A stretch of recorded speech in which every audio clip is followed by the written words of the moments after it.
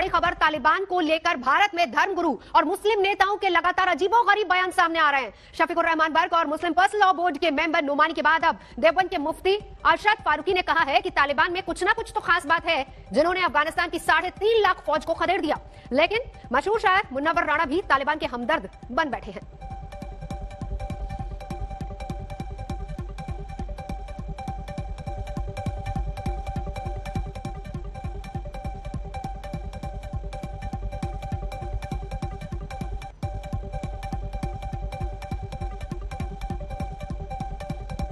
तालिबान ने अफगानिस्तान पर कब्जा कर लिया। आज ये मुद्दा देश और दुनिया में छाया हुआ है। इस मुद्दे पर क्या सोचते हैं मशहूर शायर मुनव्वर राणा हमारे साथ बात करने के लिए है। मुनव्वर साहब, अफगानिस्तान के ऊपर तालिबान ने कब्जा कर लिया। तालिबान और हिंदुस्तान के बीच में कैसे देख रहे हैं कि क्या होगा आने वाले वक्त में? हिंदुस्तान के लिए अच्छे दिन रहेंगे, क्योंकि आज तक 1000 बरस 921 बरस की तारीख है अफगानिस्तान से दोस्ती की।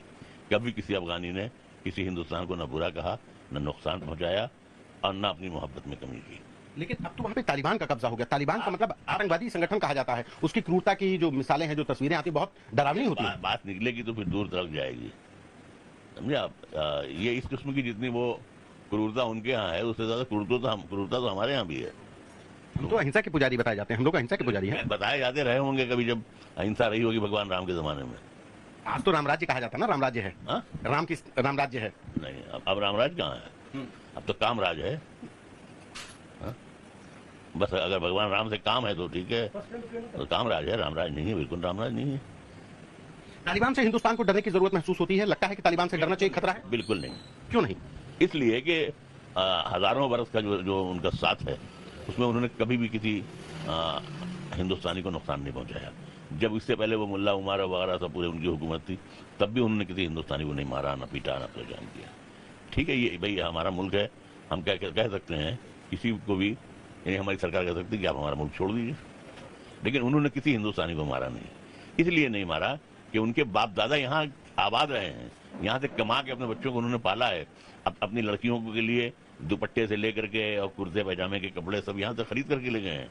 अपनी बच्चियों की आबरू के लिए जो कपड़े इस्तेमाल होते हैं, वो सब यहाँ से खरीद के ले गए हैं।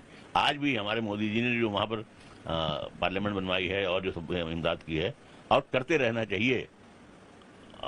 ऐसा नहीं है कि उसका नुकसान होगा। एक बार तो नुकसान पाकिस्तान से हो सकता है, लेकिन अफगानिस्तान से नुकसान नहीं पहुंचेगा। लेकिन अब अफगानिस्तान में वहां पर तो कोई सरकार नहीं है, तालिबान की सरकार है ना, तालिबान का कब्जा है। भाई आप देखिए, फिर आप ऐसे छेड़ रहे हैं कि हम ये बोलें कि यहाँ पर भी अभी जिन लोगों की हुकूमत है, वो भी तो पहले जमाने में तालिबान ही थे। कौन लोग? अभी वैसे कोई फायदा नहीं है अननेसेसरी। लेकिन ये कि अच्छे में बनने में, बुरे बनने में कोई वक्त नहीं लगता है।